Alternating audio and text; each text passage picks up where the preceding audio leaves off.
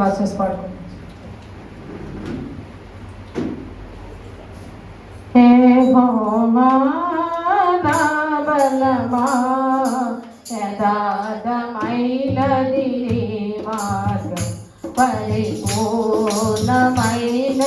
నీ మార్గం. యెహోవా నా శత్రువులు నన్ను చుట్టినను, నరకపు పాశములని కట్టినను. నా శత్రువులు నన్ను చుట్టినను, నరకపు పాశములని కట్టినను. వరదవలే బట్టి నీళ్ళు పోలిన, వరదవలే విడువగనను ఎడబాయని దేవా, విడువగనను ఎడబాయని దేవా. యెహోవా నా బలమా, యథార్థమైనది నీ మార్గం, పరిపూర్ణమైనది నీ మార్గం. యెహోవా దయగలవారిపై దయ చూపించు, కఠినుల ఎడల వికటము చూపును. దయగలవారిపై దయ చూపించు, కఠినుల ఎడల వికటము చూపును. గర్విష్ఠుల యొక్క గర్వముననచును, గర్విష్ఠుల యొక్క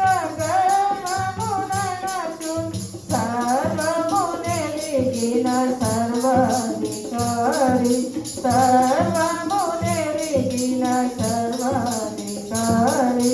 యెహోవా నా బలమా, యథార్థమైనది నీ మార్గం, పరిపూర్ణమైనది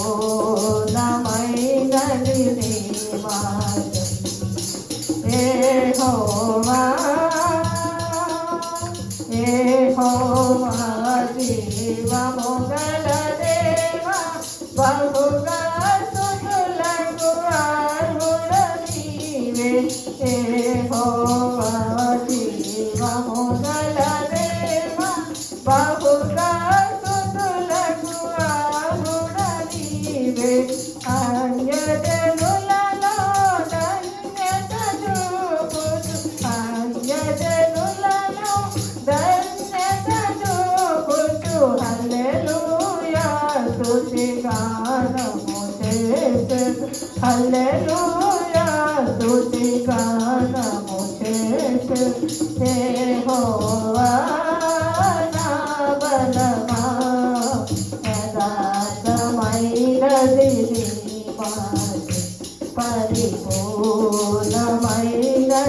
నీ మార్గం. యెహోవా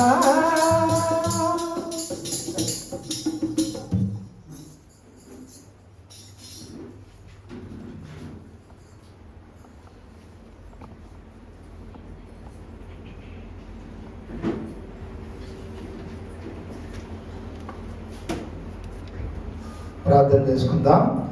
మహాకృప ప్రేమ గల మాదగల తండ్రి, నీ నామములకు వేలాది స్తోత్రములు నాయనా. నీ బిడ్డలమైన మేమందరము తండ్రి ఆత్మతోనూ సత్యముతోనూ పాటల ద్వారా ప్రార్థన ద్వారా ఆరాధించడానికి నువ్వు కృప చూపించినందుకు వందనాలు. అదే సమయంలో సండే స్కూల్ మినిస్ట్రీలో యూత్ మినిస్ట్రీలో కూడా సహాయం చేసినందుకు వందనాలు. ఈ సమయంలో నీ సేవకుడు బోరుగా వాడుకుని నీ వాక్యాన్ని మాకు అందించండి. ప్రతి ఒక్కరు హృదయ ద్వారా తెలిసి నీ వాక్యం నాటబడి ఫలించలాగిన సహాయం దయచేయమని, నీవే మా మధ్యలో ఉండమని మా ప్రభు యేసుక్రీస్తు ద్వారా మనవలతో వేడుకొనిచున్నాం తండ్రి, ఆమేన్. మరొకసారి తీయండి కీర్తన గ్రంథం 29వ అధ్యాయం, సామ్స్ 29. సామ్స్ 29 ప్రతి ఒక్కరు బైబిల్ తీయండి. సామ్స్ 29 కీర్తన గ్రంథం 29వ అధ్యాయం, కీర్తన గ్రంథం 29వ అధ్యాయం తీసిన అందరూ సామ్స్ 29 మరొకసారి మార్చి చదువుకుందాం. దైవపుత్రులారా యెహోవాకు ఆరోపించుడి, ప్రభావ మహత్యమును యెహోవాకు ఆరోపించుడి. ఈ యెహోవా నామమునకు చెందవలసిన ప్రభావమును ఆయనకు ఆరోపించుడి. ప్రతిష్ఠితములకు ఆభరణములను ధరించుకొని ఆయన ఎదుట సాగిలపడుడి. యెహోవా స్వరము జలముల మీద వినబడుచున్నది. మహిమగల దేవుడు ఉరుము వలె గర్జించున్నాడు. మహాజలముల మీద యెహోవా సంచరించున్నాడు. యెహోవా స్వరము బలమైనది, యెహోవా స్వరము ప్రభావము గలది. యెహోవా స్వరము దేవదారు వృక్షమును విరిచును. యెహోవా లెబనోను దేవదారు వృక్షమును ముక్కలుగా విరిచును. దూడవలే అవి గంతులు వేయినట్లు ఆయన చేయును. లెబానోనును షిర్యోనును గురుపోతు పిల్లవలే గంతులు వేయినట్లు ఆయన చేయును. యెహోవా స్వరము అగ్నిజ్వాలను ప్రజ్వలింపజేయుచున్నది. యెహోవా స్వరము అరణ్యమును కదలించును. యెహోవా కాదేషు అరణ్యమును కదలించును. యెహోవా స్వరము నేలను ఎనజేయును. అది ఆకులు రాల్చును. ఆయన ఆలయంలో ఉన్నవనియు ఆయనకే ప్రభావం అనుచున్నవి. యెహోవా ప్రజల మీద ఆసీనుడాయను. యెహోవా నిత్యము రాజుగా ఆసీనుడై ఉన్నాడు. యెహోవా తన ప్రజలకు బలమును అనుగ్రహించును. యెహోవా తన ప్రజలకు సమాధానం కలిగజేసి వారిని ఆశీర్వదించును. కాబట్టి ఆరాధన వరకు మెసేజ్ ఏం చెప్పుకున్నామంటే, ఈ ఫస్ట్ వెర్సెస్లో ఉన్న మొదటి పదాన్ని ఆరాధన వాక్యంగా మనం ధ్యానం చేసాం. అదేంటి? దైవపుత్రులాగా అనే దేవుడు మనల్ని పిలుస్తున్నప్పుడు మనం దైవపుత్రులుగా ఉన్నామా లేదా అని చెక్ చేసుకున్నాం. మనం ఎవరి పుత్రులుగా ఉన్నాం? అపవాది పుత్రులుగా ఉన్నామా, దైవపుత్రులుగా ఉన్నామా అనేది ఒకసారి చెక్ చేసుకున్నాం. చెక్ చేసుకున్న తర్వాత ఒకవేళ ఇంకా అపవాది పుత్రులుగా ఉంటే దేవుని పుత్రులుగా మారడానికి ఆయన ఒక మార్గాన్ని మనకి ఇచ్చాడు. దాన్ని ధ్యానం చేస్తాం. మారిన తర్వాత దేవుని పిల్లలకు దైవపుత్రులకు 4 లక్షణాలు ఉండాలని చెప్పాం. మొదటిది నిరీక్షణ ఉండాలని చెప్పాం. రెండోది ప్రేమ ఉండాలని చెప్పాం. మూడోది విశ్వాసం ఉండాలని చెప్పాం. నాలుగోది పాపము చెయ్యము చెయ్యజాలము అనే దేవుని హస్తాల్లో భద్రపరచబడిన అనుగుణంగా ఉండాలని తెలియజేశాం. అది మొదటి మెసేజ్. రెండో మెసేజ్ గురించి మాట్లాడుకుందాం. ఇందులో యెహోవా స్వరము అనే, యెహోవా వాయిస్ ఆఫ్ ది లార్డ్, యెహోవా స్వరము అనేది 7 చోట్ల వ్రాయబడింది. ఇక్కడ యెహోవా స్వరము వాయిస్ ఆఫ్ ది లార్డ్ 7 చోట్ల వ్రాయబడింది. దానిని మనం ధ్యానం చేస్తూ ఉంటాం.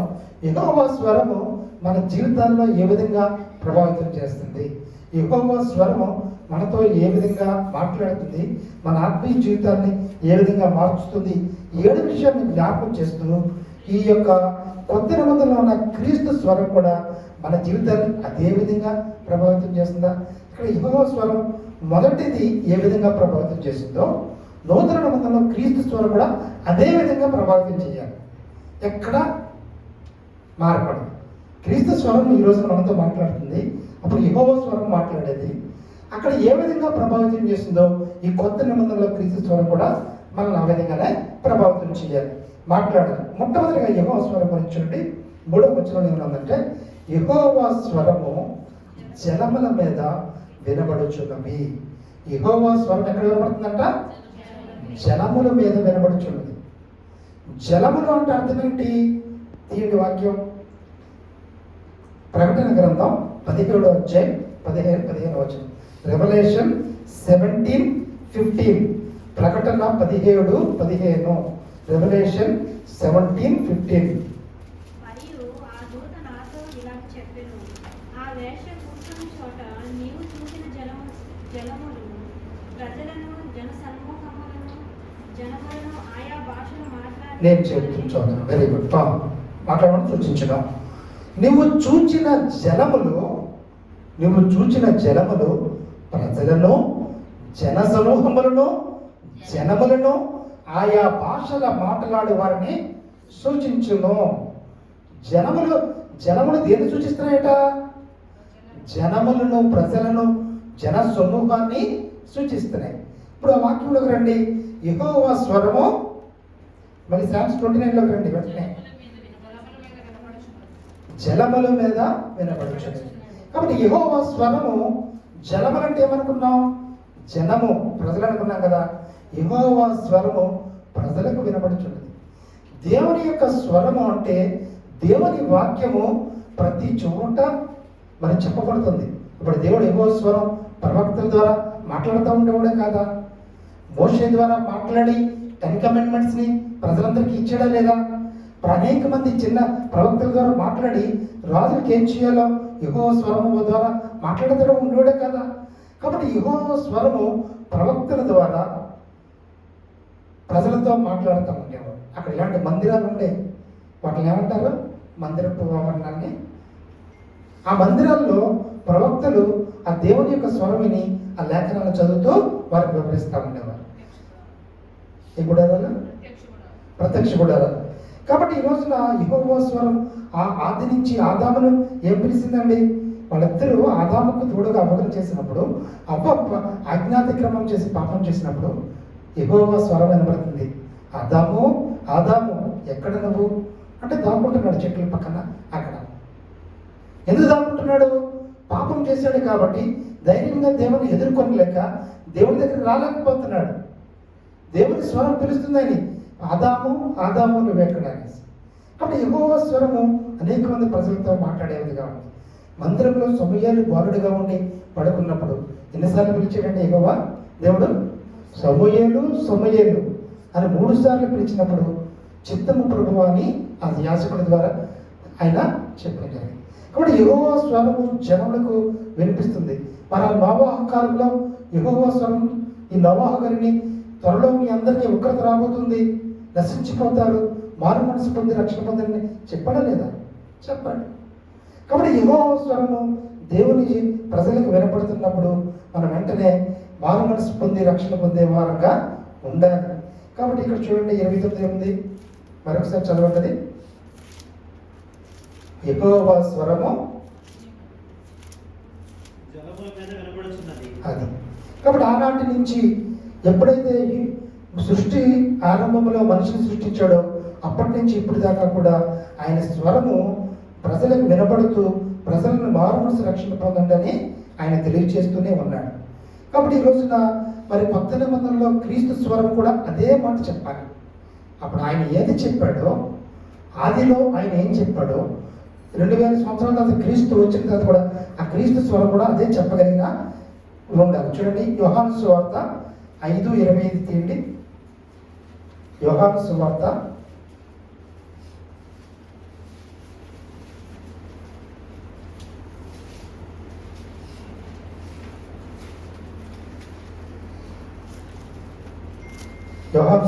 5:25. మృతులు దేవుని కుమారుని శబ్దం విను గడియ వచ్చుచున్నది, ఇప్పుడే వచ్చి ఉన్నది, దానిని వినువారు జీవితులని మీతో నిశ్చయముగా చెప్తున్నాను. సరే అండి, మృతులు ఎవరి స్వరం అంటున్నారట?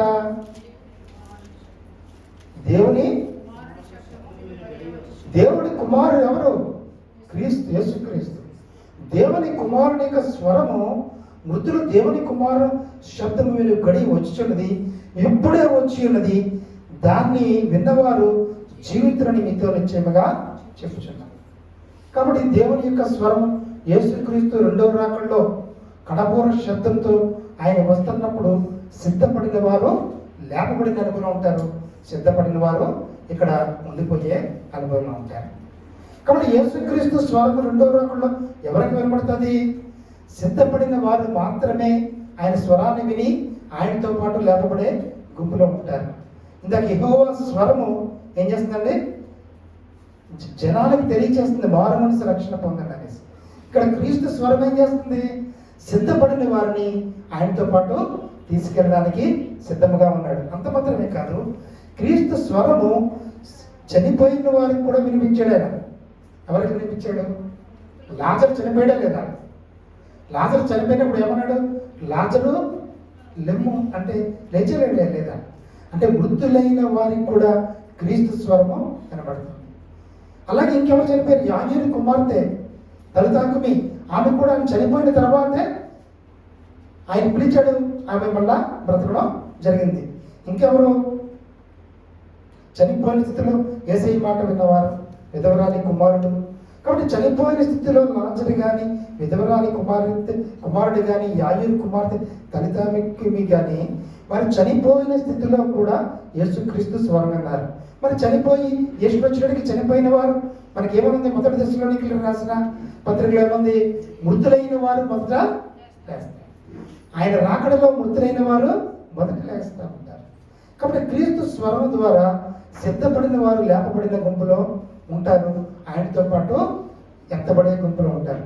అక్కడ యెహోవా స్వరం ద్వారా జనములకు తెలియజేస్తున్నారు ఏమనంటే మారు మనసు పొందండి, రక్షణ పొందనని జనంలోకి వినిపించాడు. కాబట్టి ఈ రోజున మనం తెలుసుకోవాల్సిందంటే ప్రతి ఒక్కరూ మారు మనసు పొంది రక్షణ పొందవలసిన అవసరం ఉంది. ఆది నుంచి సృష్టించిన కాడి నుంచి ఆయన ఏవో తండ్రి అయిన దేవుడి ద్వారా, ఆయన కుమారుడి ద్వారా ఆయన స్వరం ఏం చెప్తుందంటే ఒకటే మాట, మారు మనసు పొంది రక్షణ పొందండి. అందుకనే యోహాను సువార్త 5:24 ఏమన్నా చూడండి. యోహాను సువార్త 5:24 నా మాట విని నన్ను పంపిన వారి యందు విశ్వాసించువాడు నిత్య జీవము గలవాడు, వాడు తీర్పులోనికి రాక మరణంలోని జీవంలోనికి దాటుకున్నాడని మీతో నిశ్చయముగా చెప్పుచున్నాను. తండ్రి మాట వినాలి. తండ్రి స్వరం అంతా మాట్లాడుతూ వచ్చింది. మరలా ఆయన కుమారుని పంపించాడు. పంపించి ఏమంటున్నాడు? నా మాట వినండి అంటున్నాడు తండ్రి. అని ఏమంటున్నాడు? నా మాట విని నన్ను పంపిన వారి యందు విశ్వాసం ఉంచేవాడు, తన కుమారుని యందు విశ్వాసం ఉంచేవాడు మరణమునకు రాక జీవములోనికి దాటుకున్నాడని మీతో నిశ్చయముగా చెప్తున్నాను. కాబట్టి ఎప్పుడైతే సృష్టి ప్రారంభమైందో అప్పటి నుంచి తండ్రిని యెహోవా దేవుడు స్వరం వినిపిస్తూ మీరు మారు మనసు పొందండి, రక్షణ పొందని చెప్తా ఉన్నాడు. ఈ రోజున ఆయన పంపించిన తన కుమారుని స్వరం విన్నవారు నరకానికి వెళ్లకుండా నిత్య జీవానికి వెళ్ళగలిగే వారిగా ఉన్నారు. కాబట్టి యేసయ్య అనేక మంది సేవకులను రిక్రూట్ చేసుకున్నాడు. ఇక్కడ కూడా రిక్రూట్ చేసుకుంటాడు కదా ఎంప్లాయీస్ని కదండి. అలాగా దేవుడు అనేక మందిని ఆయన సువార్త ప్రకటించడానికి రిక్రూట్ చేసుకుని వాళ్ళ ద్వారా వినిపిస్తున్నాడు. ఆయన సువార్త, రక్షణ సువార్త ప్రకటిస్తున్నాడు. మనం ఏం చేయాలి? ఆయన స్వరం. అందుకనే ప్రార్థన చేసుకుని మందిరానికి, ప్రభువా ఈరోజు నీవు నాతో మాట్లాడాలని ప్రార్థన చేసుకుని మందిరానికి రావాలి. పాస్టర్ గారు మాట్లాడాలని రాకూడదు. పాస్టర్ గారి ద్వారా దేవుడే మాట్లాడిస్తూ ఉంటాడు. పాస్టర్ గారు కదా, ఏ పాస్టర్ గారైనా ఏ మన చోట అయినా వాక్యం పరిశుద్ధాత్మ దేవుడి ద్వారా దేవుని స్వరం మనం వినిపించే ఒక మైక్ లాంటి అంతే. ఈ మౌత్కి ఏమన్నా ఉందా? సొంతంగా ఏముండదు కదా. దేవుని వాక్యాన్ని మనం వినిపిస్తూ ఉంటాం. దేవుని నాతో మాట్లాడని మనం అనుకున్నప్పుడు తప్పకుండా దేవుని వాక్యం మనలో పనిచేసేదిగా ఉంటుంది. నా మాట వినినవాడు మరణములకు పోక నిత్య జీవనానికి వచ్చేవాడిగా ఉన్నాడు. కాబట్టి ఈ లోకంలో ఎవరైతే పాస్టర్ గారు చెప్తున్నారో అనుకుంటారో వారి వాక్యాన్ని నిర్లక్ష్యం చేసేవారుగా, ఇగ్నోర్ చేసేవారుగా ఉంటారు. దేవుని స్వరం నాకు వినపడుతుందని అనుకుంటారో వారు వెంటనే వారి మాట విని మార్చుకొని మరి మరణానికి, నరకానికి వెళ్లకుండా నిత్య జీవనానికి వెళ్ళేవారుగా ఉంటారు. కాబట్టి మొట్టమొదటిగా యెహోవా స్వరము, క్రీస్తు స్వరం మొదటిగా ఏం చెప్తుందండి? మారు మనసు రక్షణలోనికి రావాలని చెప్తుంది. రెండోదిగా సామ్స్ 29:4 చూడండి. కీర్తన 29:4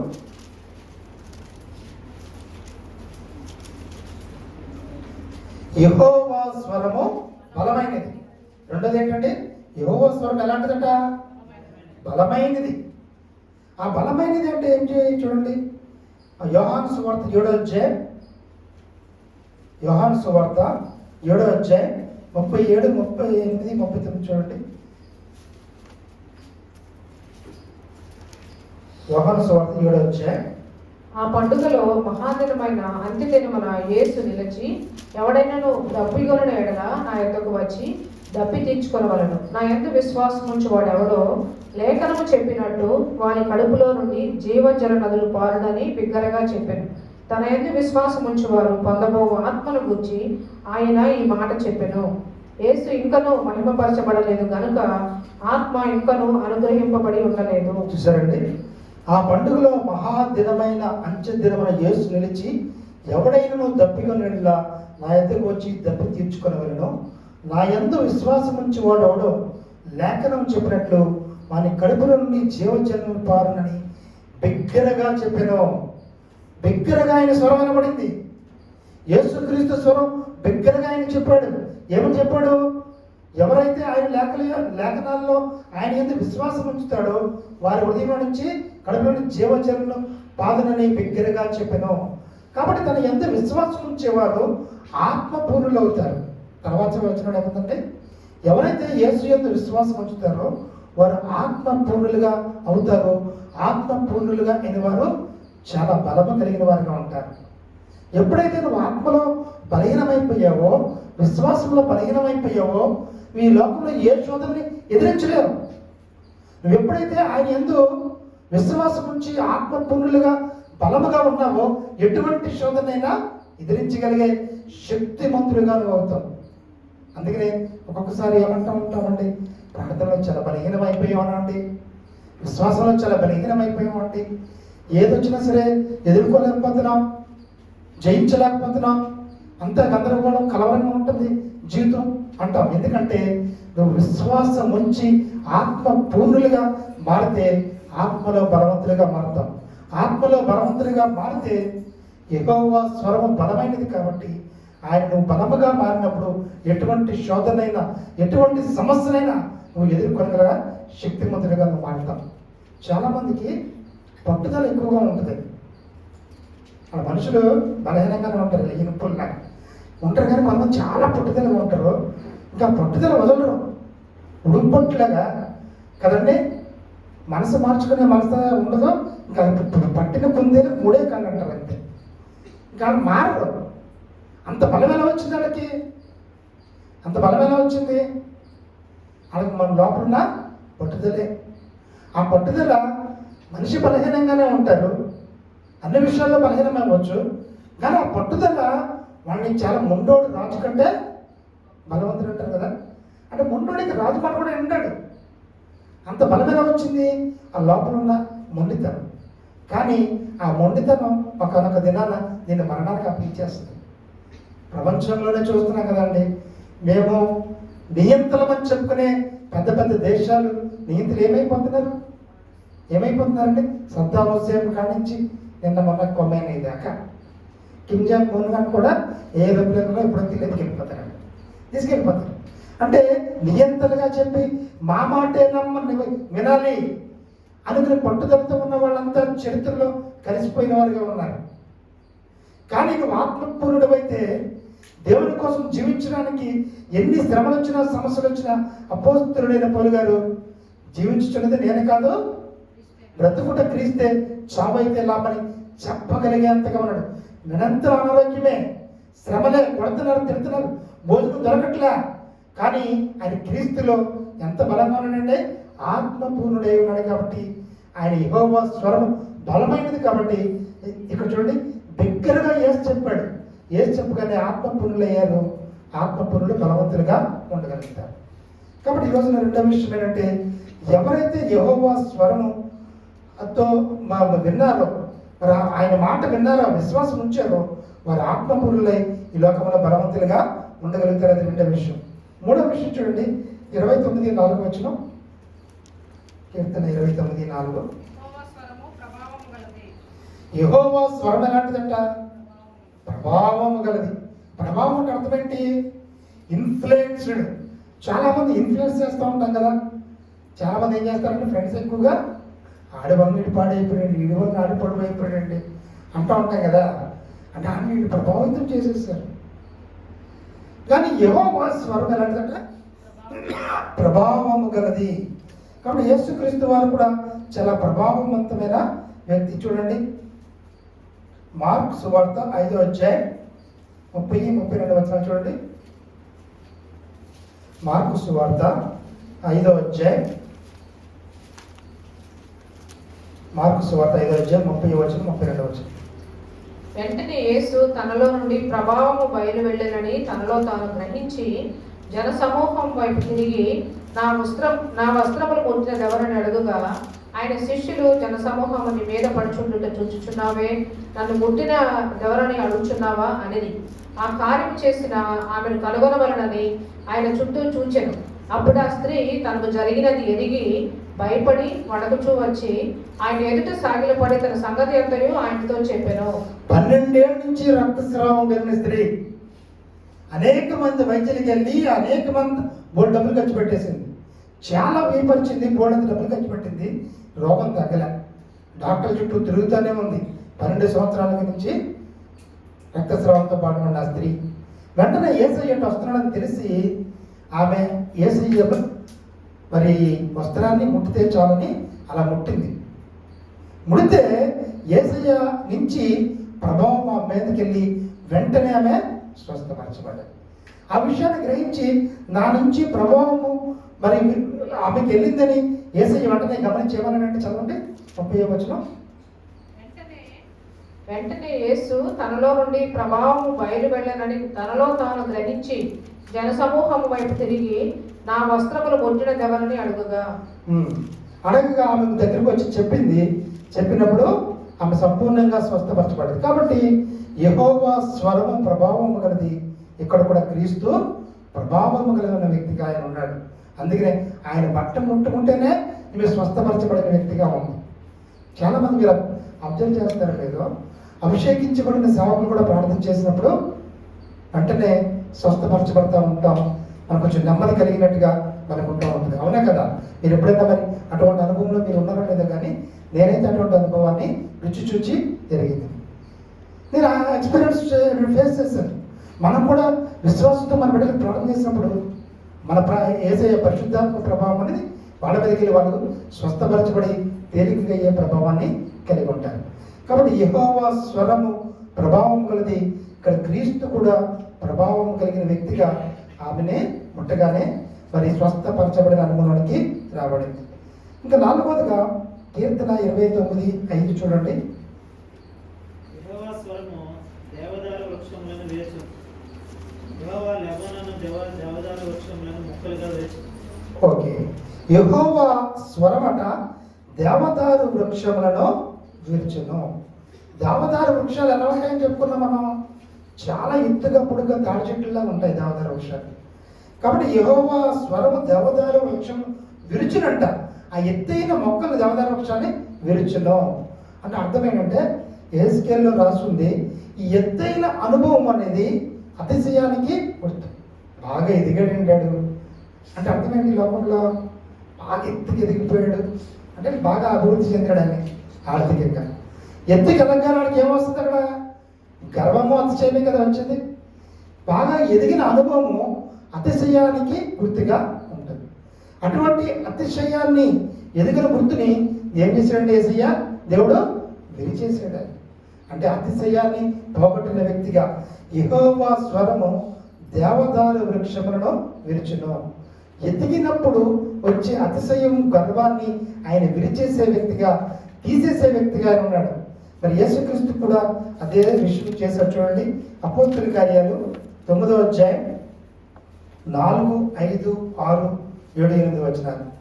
అపోస్తుల కార్యాలు 9వ అధ్యాయం 4, 5, 6, 7, 8 వచనం చదవండి. అప్పుడు అతడు నేల మీద పడి సౌలా సౌలా నీవేళ నన్ను హింసించుచున్నావని తనతో ఒక స్వరము పలుకుట వినెను.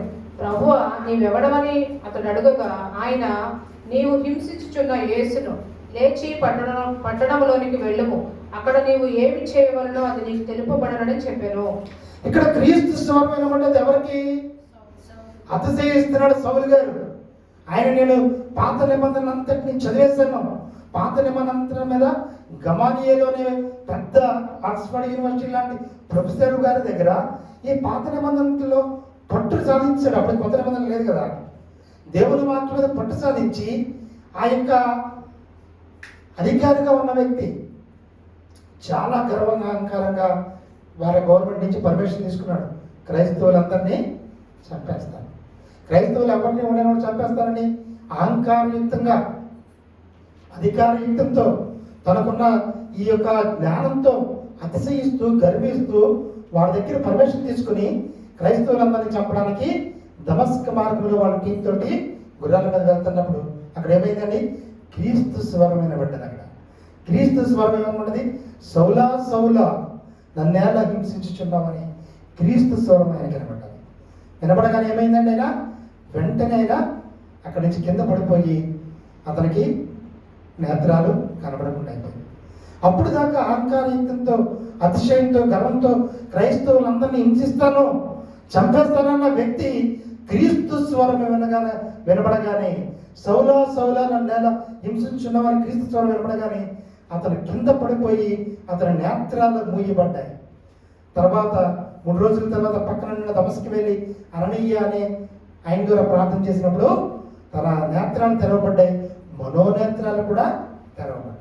అప్పుడు ఏమైందండి? అప్పుడు దాకా గర్వించిన వ్యక్తి, క్రైస్తవులను చంపుతానన్న వ్యక్తి బ్రతుకుట క్రీస్తే చావైతే లాభం అని చెప్పగలిగాడు. అప్పుడున్న అధికారాన్ని వదులుకున్నాడు. అతను ఉన్న జీవితాన్ని మంచి కంఫర్టబుల్ లైఫ్ వదులుకున్నాడు. వాడు తిరిగి చంపడానికి అతన్ని తరుముతున్నప్పటికీ ఈయన ఎటువంటి కష్టాలు పడతా, డేరాలు కొడతా, పోషించుకుంటూ, ఆకలి తప్పుడుతూ, అనేకమైన మిషనరీ సర్వీస్ చేస్తూ 14 పత్రికలు రాసి అతని అతిశయాన్ని, గర్వాన్ని దేవుడు విరిచేశాడు. అతను బ్రతుకుట క్రీస్తే.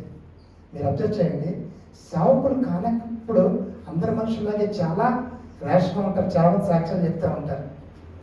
కానీ సేవలోకి వచ్చిన తర్వాత వాళ్ళ అతిశయము, గర్వము, అహంకారం విరవబడతాయి.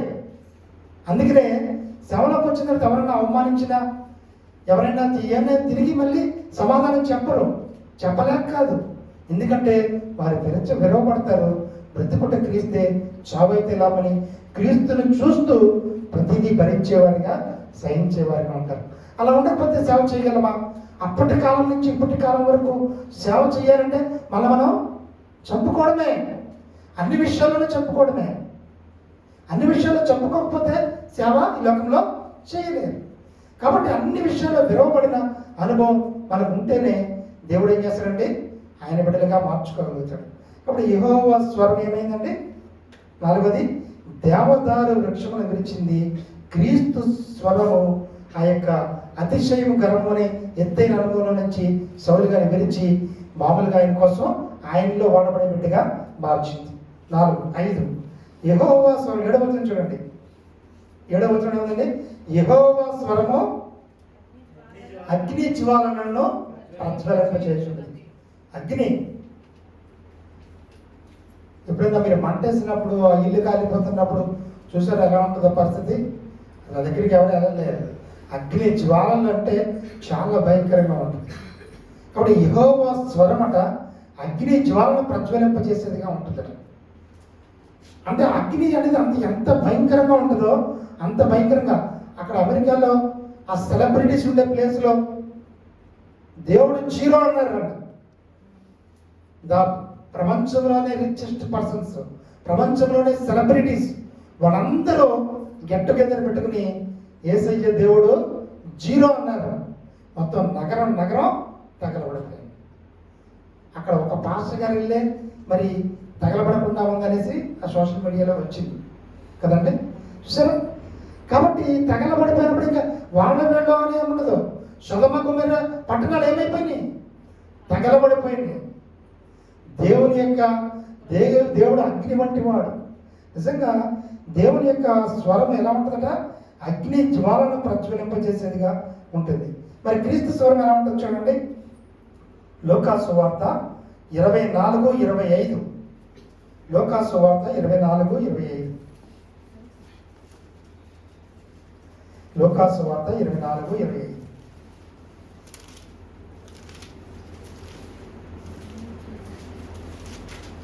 అందుకు ఆయన, అవివేకులారా, ప్రవక్తలు చెప్పిన మాటలన్నిటినీ నమ్మని మందమతులారా. చూసారండి ఏమంటున్నాడు ఆయన? అందుకనే కొంతమంది సేవకులు ప్రవక్తలు చెప్తున్న మాటలు ఎంత పవర్ఫుల్గా ఉంటాయి. అందుకని అంటున్నాడు, అందుకైన అవివేకులారా, ప్రవక్తలు చెప్పిన మాటలన్నీ నమ్మని మందమతులారా. ఎవరితో అంటున్నాడు ఆ మాట? ఆ 13వ వచనంలో యేసుక్రీస్తు మరణించి 3వ దినం లేచిన తర్వాత ఇద్దరు మాట్లాడుకుంటూ ఎమ్ఐఏ అనే గ్రామానికి ఆమె దూరం నడుచుకుంటా వెళ్తా ఈ లోకంలో జరిగిన సంఘటనలన్నింటి గురించి మాట్లాడుకుంటున్నప్పుడు యేసయ్య సజీవంగా లేచి వాళ్ళ దగ్గరికి వచ్చి వాళ్ళతో పాటు వాళ్ళ మాటలు వింటూ కాన్వర్సేషన్ చేస్తున్నాడు. వాళ్ళు చెప్పిన మాటలు, వదంతులు, అన్ని మాటలు వింటున్నాడు. వింటా ఈయన కూడా మాట్లాడుతున్నాడు, వాళ్ళిద్దరు మాట్లాడుతున్నారు. అలా కాన్వర్సేషన్ చేసుకుంటూ ఊరొచ్చేదాకా వెళ్తా ఉంటే చూడండి, మాతో కూడా ఉన్న వారిలో కొందరు సమాధి ఎత్తుకు వెళ్ళి ఆ స్త్రీలు చెప్పినట్టు కన్ను కానీ ఆయన చూడలేదని ఆయనతో చెప్పి, ఇలా అప్పుడు వాళ్ళు ఏమనుకుంటున్నారో అవన్నీ చెప్పుకుంటూ వెళ్తున్నప్పుడు ఈయన ఏమంటున్నాడంటే వాళ్ళిద్దరితోటి, అందుకు ఆయన అవివేకులారా, ప్రవక్తలు చెప్పిన మాటలన్నీ నమ్మని మందమతులారా. ప్రవక్తలు ఏం చెప్పారు? ఆయన చనిపోయి 3వ దినం సజీవంగా లేస్తాడు, మరణాన్ని జయించిన వ్యక్తిగా ఉంటాడని పాత నిబంధన గ్రంథంలో ప్రవక్తలు చెప్తే దాన్ని మీరు నమ్మట్లా, వదంతులుగా భావిస్తున్నారు. అందుకనే యేసయ్య అడగతే ఏమంటున్నాడండి? మీరు ప్రవక్తలు చెప్పిన మాటను నమ్మని మందమతులారా అంటున్నాడు. అప్పుడు వారు గ్రహించారు, ఎవరు ఈయన మాట్లాడుతున్నప్పుడు చూడండి 32వ వచనంలో ఏమనుంది? ఆయన త్రోవలో మనతో మాట్లాడుచు లేఖనములను మనకు బోధపరుచుచున్నప్పుడు మన హృదయం మనలో మండుచుండలేదా అని ఒకరితో ఒకరు చెప్పుకున్నారు.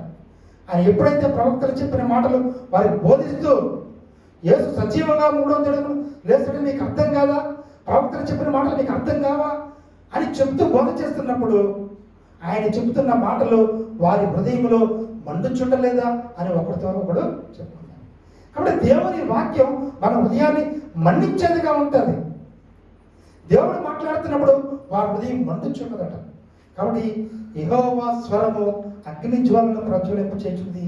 ఎప్పుడైతే యేసయ్య వారికి బోధ చేస్తున్నాడో వారి హృదయంలో మండే స్వభావాన్ని కలిగి ఉన్నారు. ఒకవేళ మీలో మండట్లేదంటే మీరు ఇంకా అవివేకుల్లాగా మందమతుల్లో ఉన్నారేమో. అటువంటి పరిస్థితుల్లో ఉంటే నా అవివేకాన్ని మందమతిని తీసివేసి దేవుని స్వరం ద్వారా మనం ఉజ్జీవింపబడిన అనుభవంలో ఉండాలని మనం ప్రార్థన చేసుకోవాలి. అనేక మంది హతసాక్షులుగా అనేక మంది మిషనరీలు ఇక్కడికి వచ్చి ఎందుకు హతసాక్షులు అయిపోతున్నారండి? మన ఇల్లు దాటి మనం వెళ్ళలేకపోతున్నాం. చిన్న పనికి దేవుని పనికి. కానీ అనేక మంది కుటుంబాలు వదులుకొని ఆస్తులు వదులుకొని ఇక్కడ వచ్చి మిషనరీస్ ఎందుకు హతసాక్షులు అయిపోతున్నారు? ఆ ఒరిస్సాలో డాక్టర్ గారికి ఆయన అక్కడి నుంచి ఇక్కడ ఉద్యోగానికి వచ్చాడా? ఇక్కడ నుంచి ఆస్ట్రేలియా వెళ్తే చాలు బాబు, న్యూజిలాండ్ వెళ్తే చాలు బాబు, ఫారెన్ వెళ్తే మా జీవితం ధన్యమైపోతుంది అనుకునే మన పరిస్థితుల్లో అక్కడి నుంచి డాక్టర్ ఎక్కడికి వచ్చారంటే ఒరిస్సాకి వచ్చారు. వచ్చి ఆయన 2 బిడ్డలు కారులో సజీవ దహనం అయిపోయారు. చూసారండి? ఎవరి కోసం? దేవుని కోసం. వారు దేవుని స్వరం విని వారు ప్రజ్వల అగ్నికి ఆహుతైపోయినా పర్లేదని దేవునిలో స్థిరపరచబడ్డారు. కాబట్టి అటువంటి స్థిరపరచబడిన అనుభవం ఉండాలంటే మన మందమతుల్లాగా అవివేకుల్లాగా ఉండకూడదు. దేవుని వాక్యాన్ని గ్రహించే మనసు మనకు కావాలి. నువ్వు నీ గ్రహించట్లేదంటే ఇంకా నువ్వు అవివేకంలో ఉన్నావని. కాబట్టి మనం దేవునిలో మండే వారంగా, ఉజ్జీవంగా, దేవుని సేవ కోసం స్థిరపరచబడిన వారంగా, దేవుని కోసం నిలబడే వ్యక్తిగా ఉండగలగాలి. ఒక వ్యక్తి నిలబడితే చాలు, దేవుడు ఎన్నో అద్భుతకారం చేస్తాడు. సంఘం నిలబడితే ఇంకెన్నెన్నో అద్భుతాలు చేస్తూ ఉంటాడు. కాబట్టి అటువంటి అనుభవంలో మనం ఉండాలి. ఇంకో చివరిగా 6వ చూడండి, కీర్తన 29:8. కీర్తన 29:8. అమ్మ మీరు రాస్తున్నారు కదా, మమ్మల్ని అడుగుతాను. 7 కీర్తన 29:8. 29:8. యెహోవా స్వరము అరణ్యమును కదిలించినట. ఇది 6వది. మరి అరణ్యాన్ని కదిలిస్తుందా యెహోవా స్వరం? కదిలించిన అనుభవాలు ఉన్నాయా? డెఫినెట్గా ఉన్నాయి. యెహోవా స్వరం అరణ్యాన్ని ఎక్కడ కదిలించిందండి? చెప్పండి మీరు. ఎక్కడ కదిలించిందమ్మా? ఇజ్రాయెల్ నుంచి, ఐగుప్తు బానిసత్వం నుంచి 40 సంవత్సరాలు వాళ్ళు నడిపించిందా లేదా? అరణ్యంలో ఒక్క విషసర్పం కానీ జంతువులు కానీ వాళ్ళు చెప్పిన దాఖలాలు ఉన్నాయా? అరణ్యంలో వారికి ఎప్పుడు నీడగా ఉండేటువంటి మేఘాలు పెట్టాడు, ఎప్పుడు ఫుడ్ దొరుకుతూనే ఉంది. వారు వేసుకున్న బట్టలు ఎక్కడ మాసిపోయిన దాఖలాలు లేవు. అరణ్యంలో మనం ఒక్కరోజు ఉండగలమా? అసలు బయట ఉంటే దోమలు కొట్టేస్తాయంటే నైట్ సెక్యూరిటీ కింద ఉండండి, ఎలా ఉంటాయో దోమలు. బయట ఒక గంట ఉండండి ఫ్యాన్ లేకుండా. అలాంటిది అరణ్యమును కదిలించి ఆ యొక్క ఇశ్రాయేలు జనాంగాన్ని అంతటినీ ఆయన నడిపించాడు. చూడండి, దానికి మత్తయి సువార్త 14వ అధ్యాయం, మత్తయి సువార్త 14వ అధ్యాయం 15వ వచనం 33వ వచనం చూడండి. మత్తయి సువార్త 14వ అధ్యాయం 15వ వచనం 33వ వచనం. సాయంకాలం అయినప్పుడు శిష్యులు ఆయన యొద్దకు వచ్చి, ఇది అరణ్య ప్రదేశము, ఇప్పటికే ప్రొద్దుపోయెను. ఈ జనులు గ్రామములలోనికి వెళ్ళి భోజన పదార్థములు కొనుక్కొనుటకై వారిని పంపివేయమని చెప్పిరి. 33వ వచనం. అంతటా దూరంలో వారు వచ్చి, నీవు నిజముగా దేవుని కుమారుడు అని చెప్పి ఆయనకు మ్రొక్కిరి. చూడండి, ఇక్కడ అరణ్యములో ఆయన మీటింగ్ పెట్టినప్పుడు అందరూ వచ్చేసారు, స్వస్థపరుస్తాడు కదా అనేసి. ఆయన స్వస్థతలు చేస్తున్నాడంట, మనకు స్వస్థతలు కావాలని వచ్చేసారు. మీటింగ్ అయిపోయింది, ప్రసంగం చేసిన తర్వాత టైం అయిపోయింది, భోజనం లేదు. అరణ్యంలో ఏమైనా భోజనం దొరుకుతుందండి? అరణ్యంలో దొరుకుతుందా? అసలు ఊరు పొలిమేరలు దాటితేనే పండగల టైంలోనే బయట ఏం టిఫిన్ దొరకవు. అరణ్యంలో వారికి భోజనం దొరికినప్పుడు ఏం చేశాడంటే 5 రొట్టెలు 2 చేపలని ప్రార్థన చేసి అరణ్యాన్ని కదిలించి వారికి సమృద్ధిగా భోజనం పెట్టి మళ్ళీ అందరూ తిన్న తర్వాత 12 గంపలు కత్తికి. అరణ్యములో కదిలించాడు ఆయన. అరణ్యంలో ఆహారం దొరకదు అనుకున్న పరిస్థితుల్లో అరణ్యాన్ని కదిలించి ఆయన అద్భుతాన్ని చేసి ఆహారాన్ని పంచివ్వగలిగాడు. కాబట్టి దేవుని మీద ఆధారపడి మనం ఏ ప్రదేశానికి వెళ్ళినా దేవుడు మనకు తోడుగా ఉండి ఆశీర్వదించేవాడిగానే ఉన్నాడు. మనమైతే అక్కడ కంఫర్ట్స్ ఉన్నాయా లేదా, అది దొరుకుతుందా లేదా, ఆ ఫుడ్ ఉంటుందా లేదా, అలా ఎలా ఉంటుంది, ఎలా ఇన్ని రకాలుగా ఆలోచిస్తాం. కానీ యేసుక్రీస్తు అరణ్యంలో మనకి సమృద్ధిగా పెట్టే భోజనం పట్టగలిగిన వ్యక్తి మన జీవితంలో కూడా మరి సమృద్ధిని ఇవ్వగలడు. అరణ్యాన్ని కదిలించే వ్యక్తిగా ఆయన ఉన్నారు. కాబట్టి ఆరోదిగా యెహోవా స్వరం అరణ్యమును కదిలించింది. ఆ రోజున ఆయన మన్నాను కురిపించి అరణ్యములో ఇశ్రాయేలు జనానికి భోజనం పెడితే, ఈ రోజున క్రీస్తు అరణ్యములో వారికి 5 రొట్టెలు 2 చేపల ద్వారా సమృద్ధి ఆహారం పట్టగలిగాడు. ఇంకా చెట్టు చివరిగా కీర్తన 29:9 చూడండి. యెహోవా స్వరము లేళ్లను ఏలచేయు. కాబట్టి క్రీస్తు స్వరం ఏం చేస్తుంది చూడండి. మత్తయి సువార్త 5:1-2 వచనాలు. మత్తయి సువార్త 5:1-2 వచనాలు. ఆయన ఆ జన సమూహములను చూచి కొండ ఎక్కి కూర్చుండగా ఆయన శిష్యులు ఆయన యొద్దకు వచ్చిరి. అప్పుడు ఆయన నోరు తెరిచి ఇలాగ బోధింపసాగెను. క్రీస్తు స్వరం ఆయన ఇలాగ బోధిస్తున్నాడు. ఆయన నోరు తెరిచి ఇలాగ బోధిస్తున్నాడు క్రీస్తు స్వరం. 1 కొరింథీ 4:16 చూడండి. 1 కొరింథీ 4:16. 1 కొరింథీ 4:16. క్రీస్తు యేసునందు సువార్త ద్వారా నేను మిమ్మును కంటిని గనుక మీరు నన్ను పోలి నడుచుకుని వారై ఉండవలనని మిమ్మును బతిమాలుకొనుచున్నాను. అపోస్తలుడైన పౌలు గారు ఉంటారండి, యేసు క్రీస్తు సువార్త ద్వారా నేను మిమ్మల్ని కంటిని. అంటే ఒక తల్లి బిడ్డని ఎలా కంటదో, అపోస్తలుడైన పౌలు గారు సువార్త ప్రకటించడం ద్వారా వారిని కన్నాడు. ఆయన దేవుని బిడ్డగా మార్చాడు. ఆయన పాపంలో చనిపోయి తిరిగి జన్మించినప్పుడు ఎలా అంటే పసికందులాగా దేవునిలో పుట్టినట్టే లెక్క. ఆయన కన్నా ఆత్మది ఆయన కన్నాడు.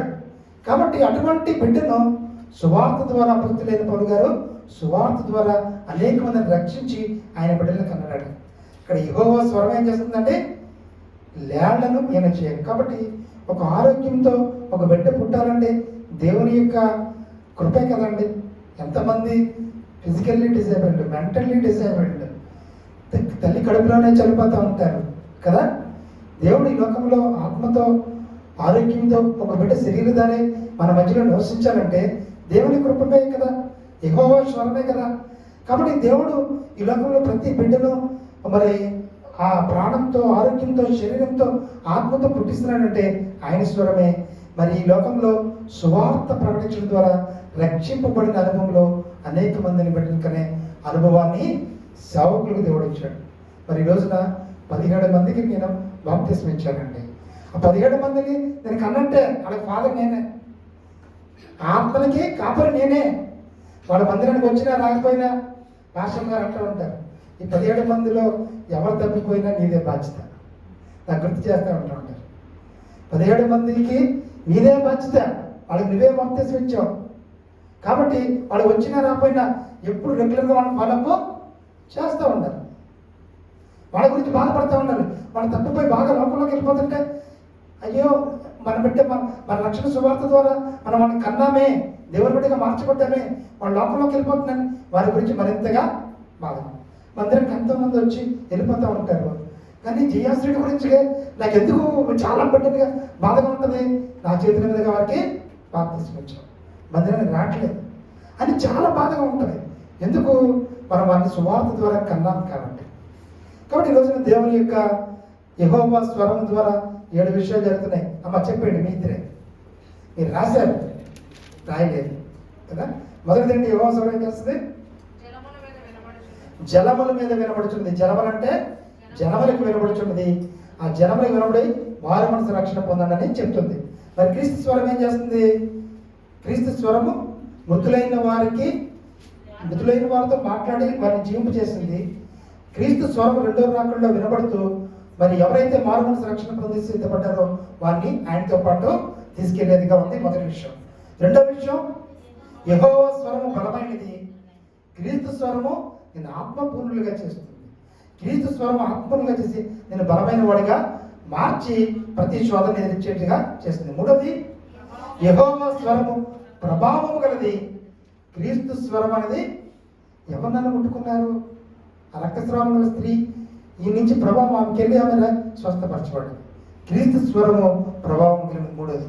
నాలుగోది యెహోవా స్వరము దేవదారు వృక్షములను విరుచును. అంటే అహంకారము, ఎత్తైన అనుభవం, గర్వాన్ని విరిచేస్తుంది, అతిశయాన్ని విరిచేస్తుంది. క్రీస్తు స్వరము సౌలు గారి యొక్క అతిశయాన్ని, గర్వాన్ని విరిచింది. మనం కూడా మారు మనసు రక్షణ బాప్తిసం పొందక ముందు చాలా అహంకారంగా గర్వంగా ఉంటాం. నా అంతటోడు లేడు అనుకుంటూ ఉంటాం. దేవుళ్ళలోకి వచ్చిన తర్వాత అందరూ నాకంటే గొప్పవాడని అనుకునే పరిస్థితులకు మనం రావాలి. తగ్గించుకునే స్వభావం అది. క్రీస్తు స్వరము అతిశయాన్ని విరుస్తుంది. ఐదవదిగా యెహోవా స్వరము అగ్ని జ్వాలను ప్రజ్వలింపచేయుచున్నది. క్రీస్తు స్వరం మన హృదయాన్ని మండిస్తూ ఉంటుంది. ఎందుకంటే నువ్వు తప్పిపోతున్నావా సరిచేస్తూ ఉంటుంది, నిన్ను మండిస్తూ ఉంటుంది. దేవుని సువార్త కోసం నిలబడవేసి నిన్ను ఉజ్జింప చేస్తూ ఉంటుంది, నిన్ను మండిస్తూ ఉంటుంది. ఆరవదిగా యెహోవా స్వరము అరణ్యాన్ని కదిలించింది, ఇశ్రాయేలు జనాంగాన్ని కదిలించింది. క్రీస్తు స్వరము అరణ్యాన్ని కదిలించి అరణ్యంలో కూడా వారికి భోజనాన్ని పెట్టింది. ఏడవదిగా యెహోవా స్వరము లేళ్లను ఈనచేయును. క్రీస్తు సువార్త, క్రీస్తు స్వరము అనేక మందిని రక్షించి మరి ఆయనకు అనేక మంది బిడ్డలని కనే అనుభవంలో, దేవుని బిడ్డలని కనే అనుభవంలోకి తీసుకొస్తుంది. ఇప్పుడు ఈ 7 విషయాల్లో మనం స్థిరపరచబడిన అనుభవాల్లో కలిగి ఉండాలి. 7 ఎవరు చెప్తారు? అని చెప్తారు, చెప్పలు కొడదాం. స్పీడ్గా చెప్పాడు. మొదటిది ఏంటి? అని చెప్పలు కొడదాం. క్రీస్తు స్వరం అంటే కంపేర్ చేయాలి. క్రీస్తు స్వరం ఓకే. సెకండ్ బలమైనది.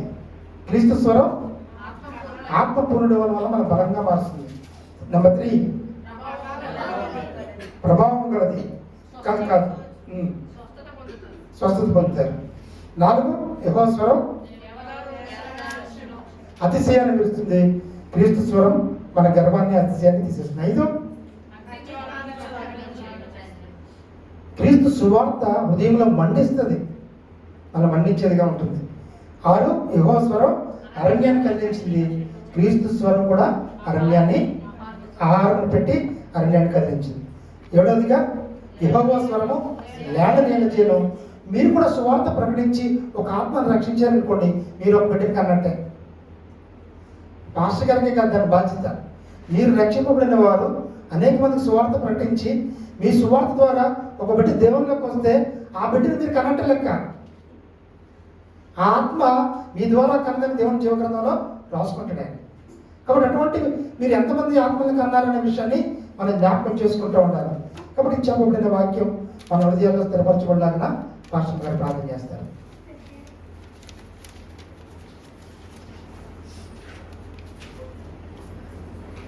జనమూల శబ్దము, జలమూల శబ్దము, బలమైన ఉరుములతో. జనమూల శబ్దము, జలమూల శబ్దము, బలమైన